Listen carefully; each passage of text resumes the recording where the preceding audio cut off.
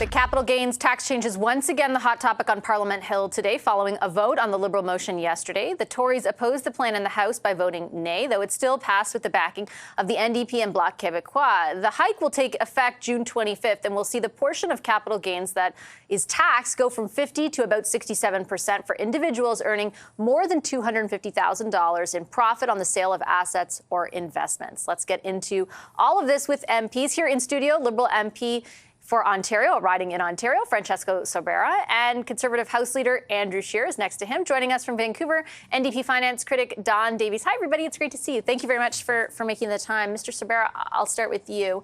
Are you sure that this tax hike in particular was necessary to fund the investments that your government says is the purpose for doing all this? Is there not another way that your government could have approached this, perhaps spending less in other areas to fund the investments you say are priorities? Why hike taxes? Okay. Vassy, good evening to you, and thank you for that very important question. To your viewers at home, I want to make sure there's two words that I leave with them this evening from today's panel, is tax fairness, and into that generational fairness. First of all, tax fairness in the sense that, yes, we are asking the wealthiest to pay a little bit more to fund strategic investments in health, in pharmacare, in full-day child care, in dental care, in a number in our housing measures. We are definitely investing in Canadians, and we will continue to invest. And there's also tax fairness within our tax system. So actually, this measure leads to what's called integration within our tax system.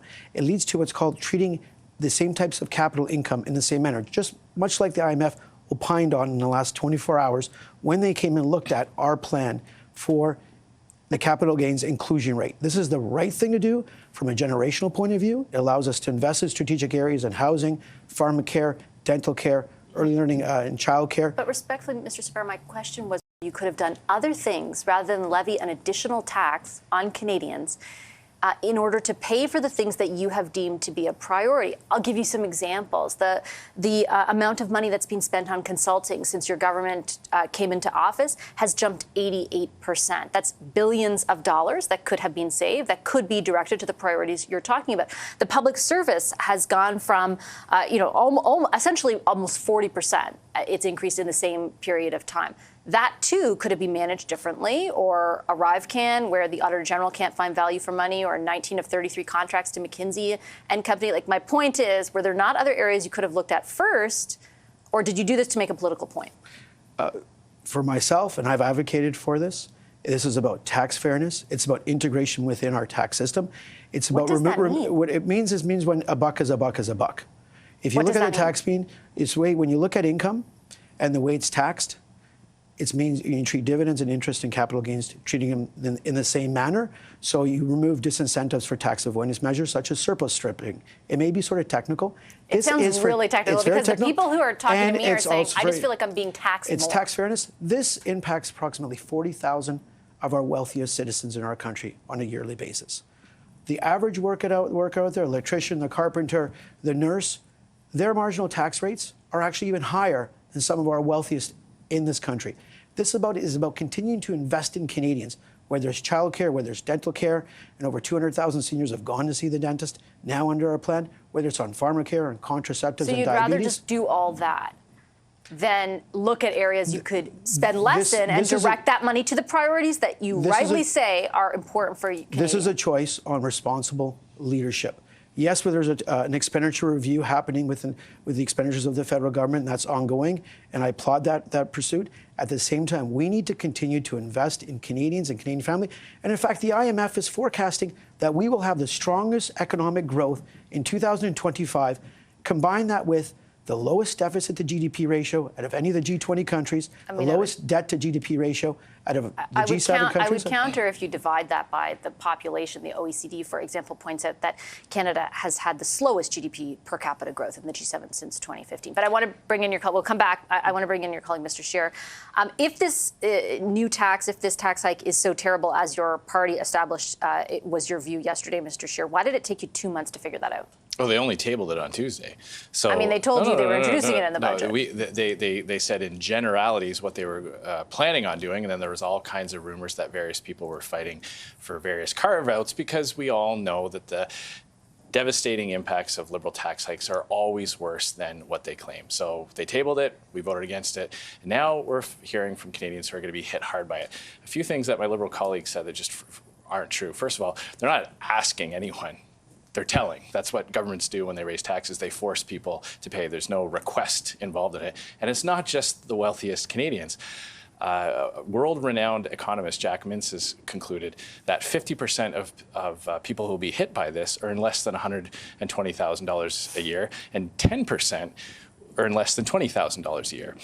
This is going to affect millions of Canadians over time, and it's going to affect small business owners, just like when the Liberals raised taxes on small businesses a few years ago, saying, oh, it's just going to affect the wealthy. We found out, no, it affected the plumbers, the mechanics, the carpenters, the types of people who take a risk, start a business, employ people in their community. That's who is going to be hit by that. And the reason we know this is because we asked them today in the House of Commons, would they guarantee to exempt plumbers, mechanics, carpenters, electricians?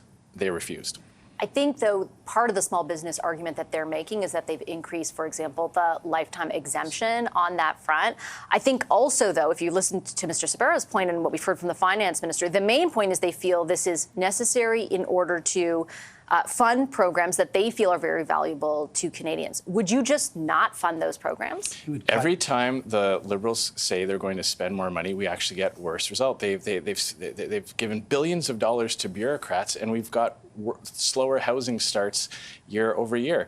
They've caused a food price crisis with their carbon tax. They've caused a doctor shortage by punishing medical professionals, and all of that is going to get worse. So that is economic vandalism. The government of Canada does not have a revenue problem. You pointed out many examples of wasteful spending that they could have started with. We've got billions of dollars going to an infrastructure bank that doesn't build any projects. They gave $250 million to the Asian Infrastructure Bank, which is controlled by the regime in Beijing, to develop pipelines and roads and ports in other countries, many countries who compete with Canada for investment. To be fair, though, that's not the whole economic picture. There's the Canada Child Benefit, which costs about $20 to $25 billion a year, that has lifted in numerous Canadian children out of poverty. The poverty rate is far lower now than it was in 2015. The question is, do they need the... One second, let me finish. The child care benefit, for example, the subsidy, rather, that has lowered the price, that has tangibly, we have seen, had more women enter the labor market as a result. Like, that's, I understand, and you heard my challenges to Mr. Sabero. There are definitely challenges for where else they could save, but to paint the whole picture as like it's all terrible, it's not working out, nothing they have done has actually worked, that's not totally accurate. Well, the data shows that Canada has lost about $4,200 in lost wages per worker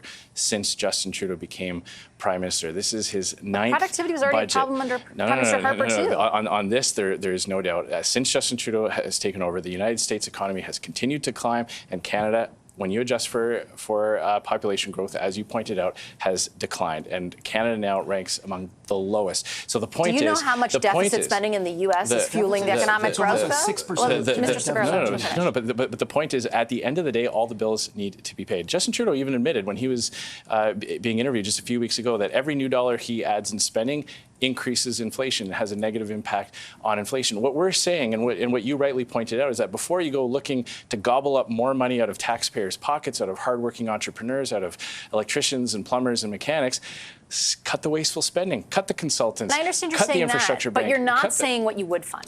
Right? They're saying you're going to cut everything, and you're not answering. They are trying to make a bogus, phony link between this massive tax hike that will affect middle-class working Canadians and some of these programs. What we're pointing out is saying is that there are billions and billions of dollars of wasteful spending that they could have reduced to avoid raising taxes. They chose to hike taxes yet again. Mr. Davies, I wanted to bring you into the conversation, and in particular, I know that your party has criticized the government for subsidies to oil companies worth billions, the outsourcing costs as well, your party's been really critical of. Why not force them to address those issues, to fund the programs that you've advocated for, instead of, and I'm going to say it the same way I said to Mr. Sabero, levying another tax on Canadians? Well, you know, the reality of governments is that you have a revenue issue and you have an expenditure issue, and there's lots of, I think, choices to be made on both sides. But I want to express the fundamental question from the NDP's point of view, which is, do Canadians think it's fair that a teacher or a nurse or a mechanic pays tax on 100% of their income when millionaires or people who derive their income from things like trading stocks pay tax on only a portion of their income? That's the fundamental question. fairness. And I think most Canadians would say no. Everybody should pay an appropriate fair amount of tax on all of their income. Let's do a little bit of history here too. The capital gains tax was introduced in 1972. On income, then they make investments, and now we're taxing that even more.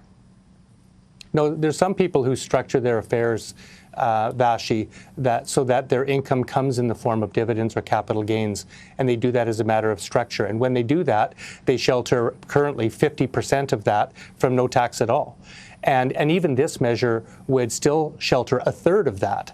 It just moves the capital gains inclusion rate from 50% to 66.6, meaning a third is still. Look, 1972, we implemented capital gains for the first time in Canada at 50%. Interestingly, it was the Conservative government of Brian Mulroney who raised it to 66.6% in 1988, and then again to 75% in 1990. And that was in a time of great economic upheaval where we were in quasi-recession at the time as well. So historically, we're just simply restoring the capital gains inclusion rate to a moderate amount and asking people who are doing really well to pay a little bit more, and also making the tax system a little fairer at the same time.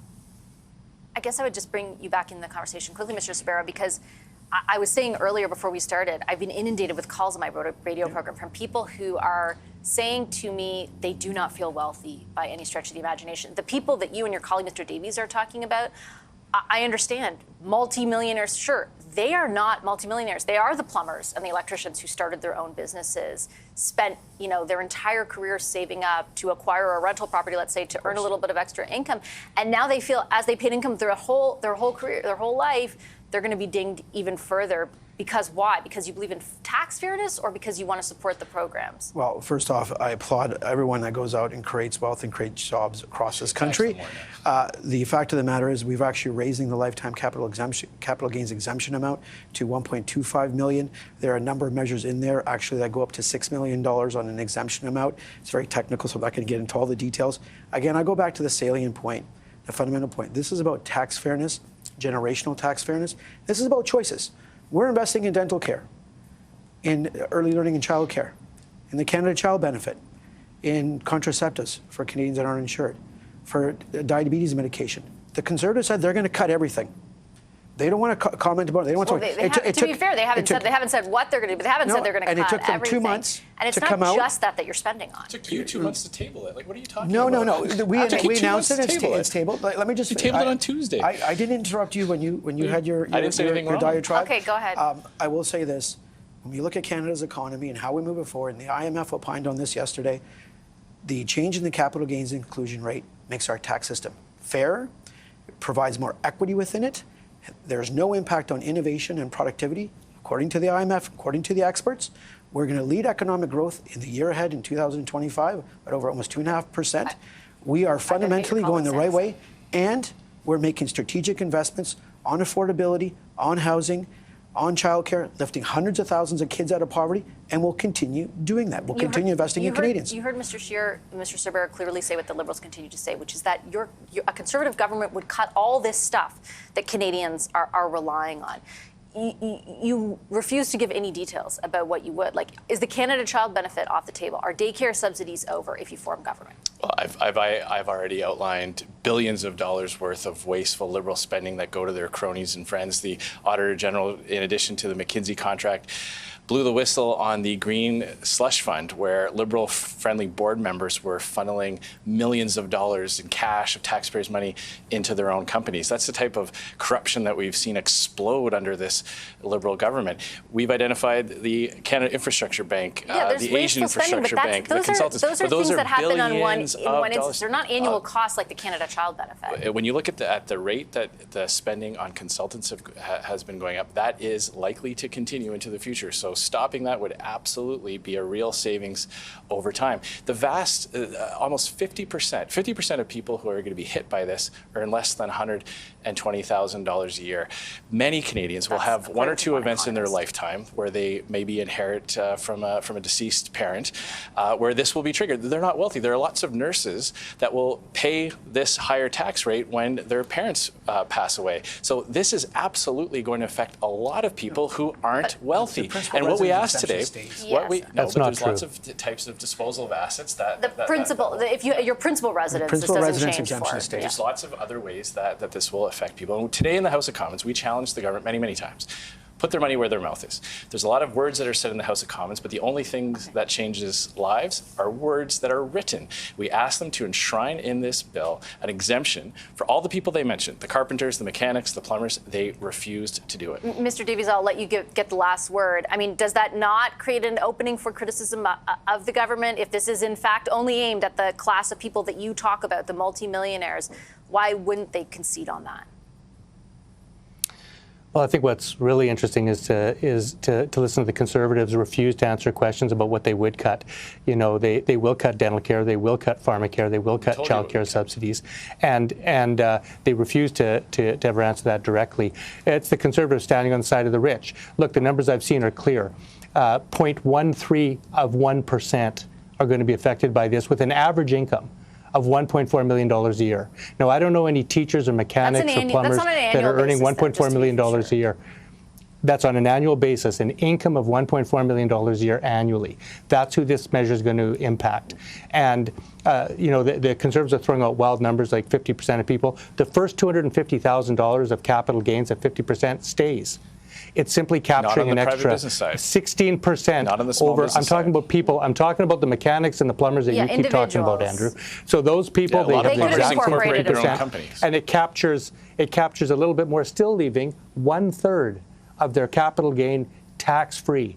So this is not going to affect the average people. This is a measure that will help average people, and it will help make the tax system fair, and that's what we need in this country.